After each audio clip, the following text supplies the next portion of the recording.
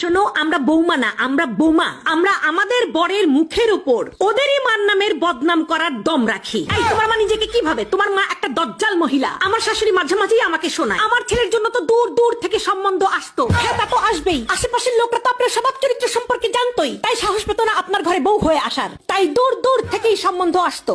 ননদ হচ্ছে ডিরেক্টর আর শাশুড়ি হচ্ছে অ্যাক্টর। ননদ ফোনে ফোনে ডিরেকশন দেয়, শাশুড়ি লক করে।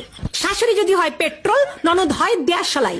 তবে ঢোল তবলাবাদক স্বামী হয়। যার কথাই শুনবেন ফাঁসবেন তো ওই মালটাই। প্রত্যেকটা শাশুড়ি বলবে, ওম্মা এটাও শিখে আসো নাই, ওম্মা তোমার মা এটাও শেখায় নাই। শোনেন, ওটা আমার বাপের বাড়ি, কোনো স্কুল না। আবার শিখে ফেলে দিলে এটাও বলবে, আমরা তো এরকম করি না, আমাদের তো এরকম হয় না, এটা রান্না হয়েছে, এই ছিরি এটাও পারো না।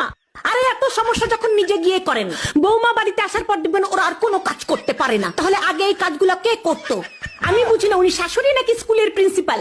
সবসময় পারমিশন নিতে হবে। May I go to market, may I go to বাপের বাড়ি, ডাব্বে মে ডাব্বা, ডাব্বে মে আলু। সব শাশুড়ি গুলাই হয় 1 নম্বরের চালু। এরা সবাই ধোয়া তুলসী পাতা, শুধু আমি বিছুটি পাতা। তাই আমাকে দেখলেই ওদের খালি চুলকায়। আমি তো বাড়ির বউ, আমি খাবার কেন হজম করব? আমি তো শাশুড়ির তেরা কথা হজম করব। আমার শাশুড়ির চোখের প্রবলেম আছে, আমার ভালো দেখতেই পারে না।